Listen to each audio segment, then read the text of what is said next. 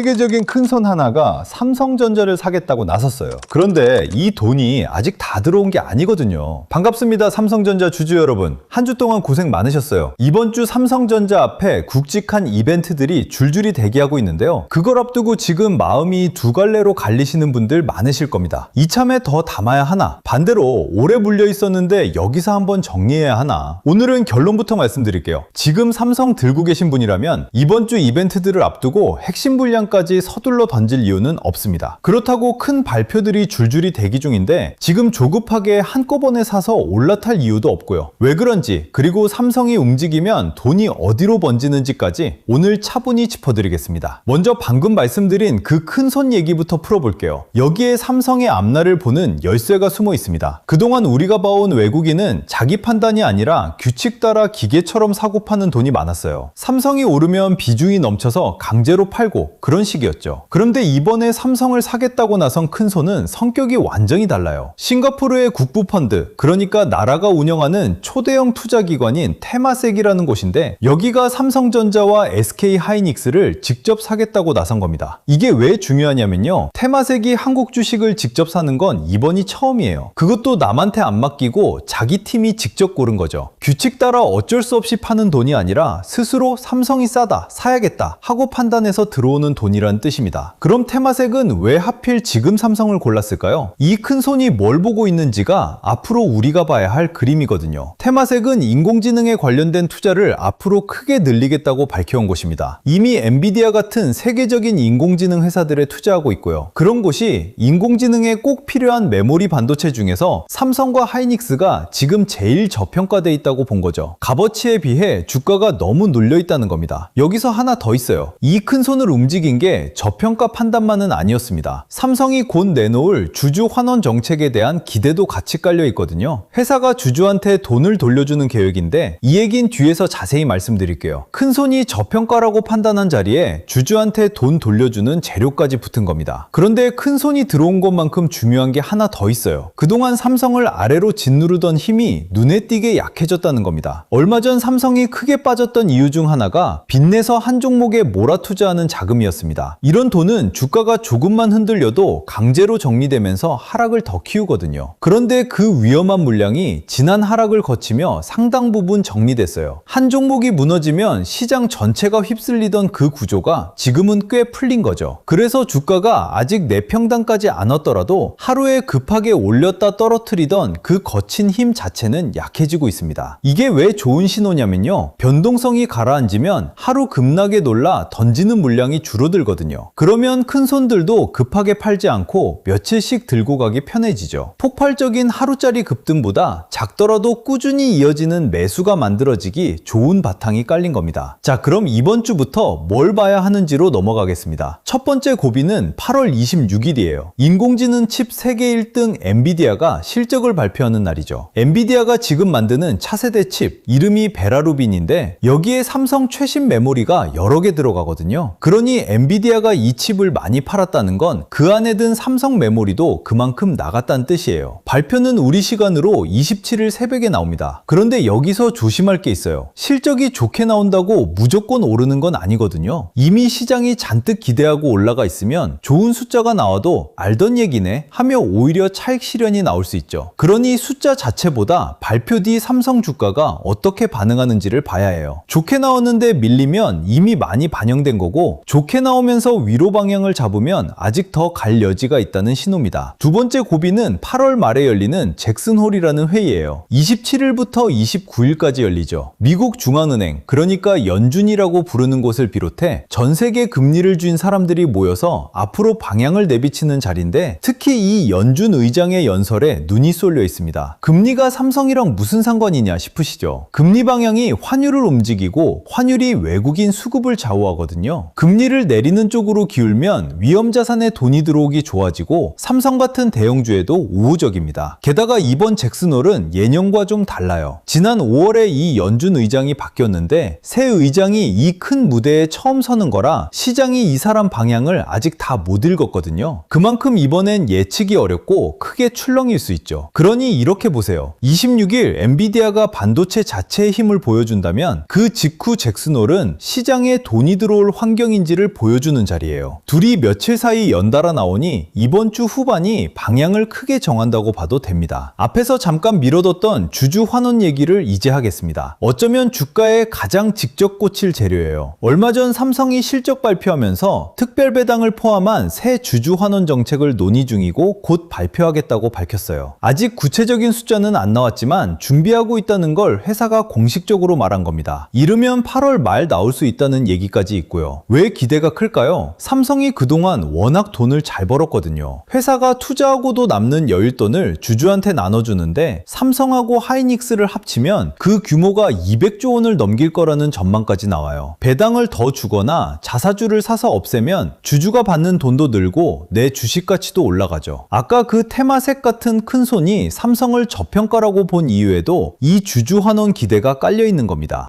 그런데 이런 기대가 다 인공지능 수요가 진짜라는 전제 위에 있잖아요. 그 수요가 실제로 강한지는 지난주에 나온 다른 회사들 실적으로 확인해 볼 수 있습니다. 지난주 미국에서 인공지능 데이터 센터를 운영하는 코어위브라는 회사가 실적을 냈는데 매출이 1년 전보다 2배 넘게 뛰었어요. 앞으로 받아둔 일감이 우리 돈으로 140조 원이 넘고요. 서버를 만드는 슈퍼마이크로도 한 분기 매출이 1년 전에 거의 2배였고 새로 들어온 주문만 수십조 원이 쌓였습니다. 그럼 이 회사들 주식을 사라는 얘기냐? 아니에요. 이 숫자를 보는 이유는 딱 하나죠. 인공지능 서버가 이렇게 많이 팔린다는 건 그 서버에 들어가는 삼성 메모리 수요도 살아있다는 뜻이거든요. 인공지능 수요가 곧 꺾인다는 걱정이 나오지만 적어도 지난주 나온 이 숫자들은 그 걱정과는 거리가 있어요. 삼성이 파는 물건의 수요가 남의 실적으로 증명되고 있는 겁니다. 남의 실적 말고 삼성 자체의 힘도 봐야죠. 그동안 삼성은 이 최신 메모리에서 경쟁사 SK 하이닉스한테 밀린다는 소리를 계속 들어왔습니다. 그런데 그 구도가 지금 뒤집히고 있어요. 올해 초 삼성이 세계 최초로 이 최신 메모리 HBM사를 양산해서 실제로 출하하기 시작했어요. 말로만 개발이 아니라 진짜 물건을 찍어낸 거죠. 게다가 인공지능 칩 1등 엔비디아가 삼성 제품을 시험해봤는데 속도랑 전력 효율에서 최고 수준에 가까운 평가를 줬습니다. 삼성이 엔비디아 문턱을 못 넘는다는 게 제일 큰 약점이었는데 그 문턱을 넘고 있는 거죠. 회사는 이 최신 메모리 매출이 한 분기 만에 3배 넘게 늘 거라고 보고 있고요. 그런데 여기 잘 안 알려진 삼성만의 진짜 무기가 하나 있어요. 이번 최신 메모리부터 게임의 규칙이 바뀌었습니다. 예전 메모리는 그냥 규격에 맞춰 똑같이 찍어내는 물건이었어요. 그런데 이번 세대부터는 그 메모리 맨 아래에 두뇌 역할을 하는 칩을 까는데 이걸 베이스 다이라고 해요. 바로 여기를 고객이 원하는 대로 맞춤 설계할 수 있게 된 겁니다. 엔비디아면 엔비디아, 구글이면 구글이 자기가 필요한 기능을 넣는 거죠. 쉽게 말해 기성복이 맞춤 양복으로 바뀐 셈입니다. 그런데 이 베이스 다이는 메모리 공장이 아니라 위탁 생산이라고 하는 파운드리 공장에서 만들어요. 삼성이 바로 이 메모리랑 파운드리를 둘 다 가진 몇 안 되는 회사거든요. 남들은 이 맞춤 양복을 만들려면 두 회사에 나눠 맡겨야 하는데 삼성은 한 지붕 아래서 다 하죠. 이게 앞으로 삼성이 손님을 끌어올 진짜 무기가 될 수 있습니다. 여기까지 들으시면 이런 걱정 드는 분 계실 거예요. 중국이 반도체 무섭게 쫓아온다던데 삼성 괜찮나?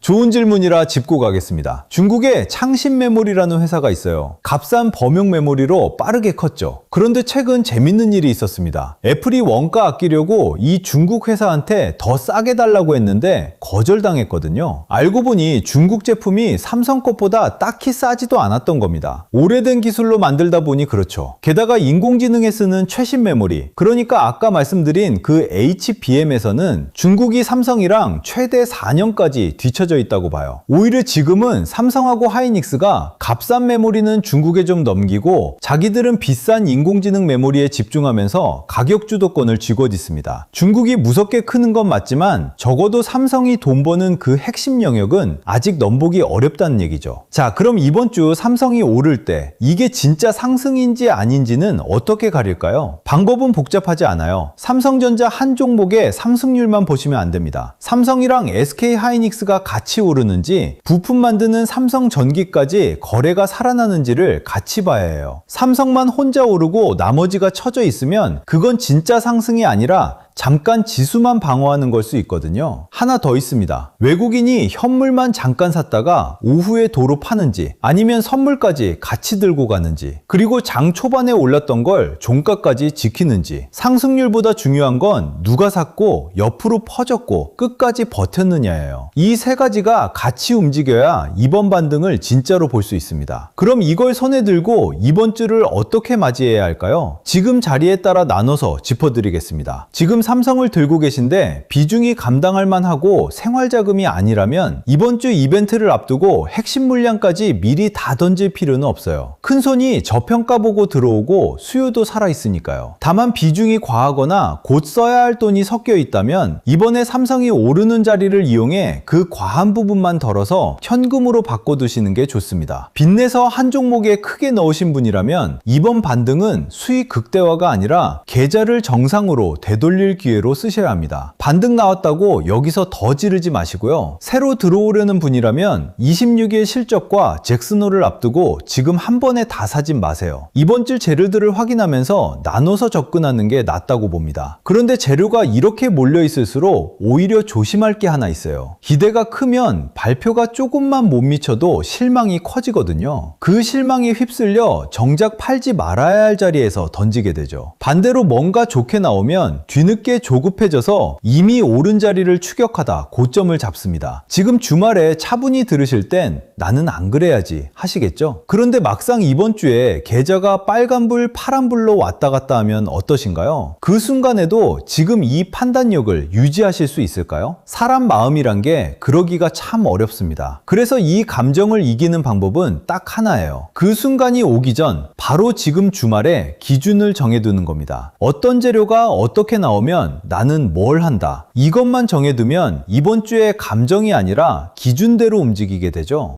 그런데 말이 쉽지 이 기준 혼자 세우는 게 제일 어렵습니다. 저도 몇 년 전까지만 해도 계좌에 물려서 밤새 고민해봤거든요. 언제 팔지, 언제 더 담을지, 삼성 다음은 또 어디일지, 이게 얼마나 힘들고 귀찮은 일인지 누구보다 잘 압니다. 우리 구독자님들은 이런 마음고생 안 하셨으면 좋겠더라고요. 그래서 오늘 여러분께 드릴 선물을 하나 가져왔습니다. 요즘 매일같이 반복되는 질문이 딱 두 가지입니다. 삼성전자 고점에 물려 있는데 앞으로 어떻게 해야 하나요? 그리고 삼성전자 다음에는 어디를 봐야 하나요? 이 두 질문에 대한 답을 이번에 자료로 직접 정리했습니다. 첫 번째 자료는 고점에 물리신 분들을 위한 회복 로드맵이에요. 손실보다 힘든 건 방향을 잃는 순간이거든요. 팔아야 하나, 기다려야 하나, 추가 매수인가? 이 고민을 매일 반복하다 보면 결국 시장이 아니라 내 감정에 끌려가게 됩니다. 그리고 감정에 끌려서 정리하면 꼭 최악의 자리에서 던지게 되거든요. 그렇다고 기준 없이 무작정 버티는 것도 답이 아니고요. 그래서 이 자료엔 버티세요, 오를 겁니다 같은 말 대신 판단 기준을 순서대로 담았어요. 반등이 나오면 어느 구간에서 일부 정리를 고민해야 하는지, 추가 매수라면 어떤 조건이 갖춰졌을 때 들어가야 하는지, 반대로 어떤 신호가 나오면 절대 추가 매수하시면 안 되는지까지요. 이걸 미리 그려놓은 분과 매일 가격만 보는 분의 결과는 완전히 달라집니다. 두 번째 자료는 다음 순환매 후보군 리스트입니다. 요즘 시장, 어제는 반도체가 오르고 오늘은 조선, 내일은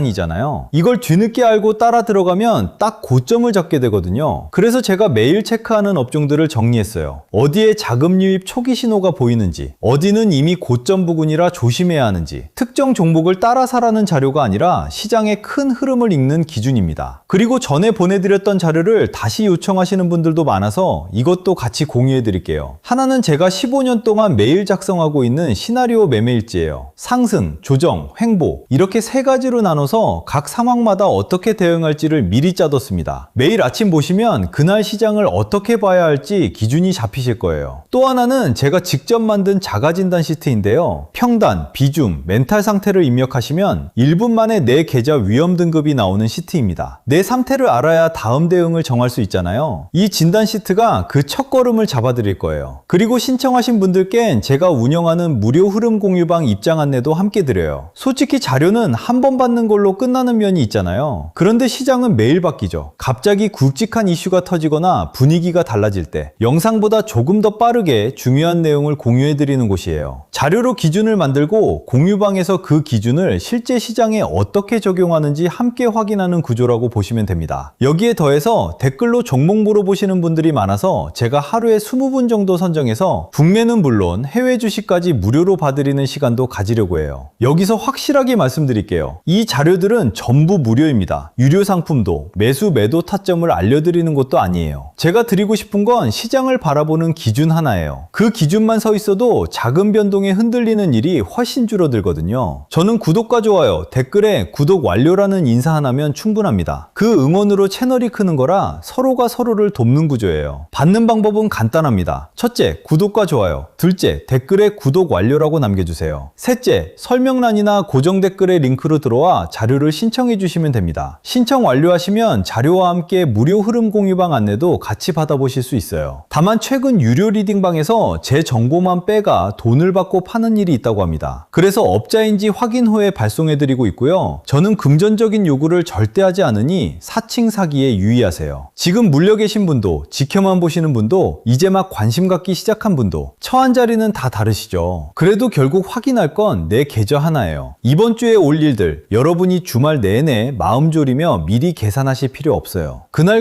제가 정리해서 올려드릴 테니 여러분은 하루 마무리하실 때 이 채널 하나만 확인하시면 됩니다. 다음 영상에서는 이번 주 첫 장이 열리면 오늘 말씀드린 테마색 자금이 실제로 어떻게 들어오는지 그 흐름을 짚어드릴게요. 오늘 하루도 고생 많으셨습니다. 끝까지 시청해주셔서 감사합니다.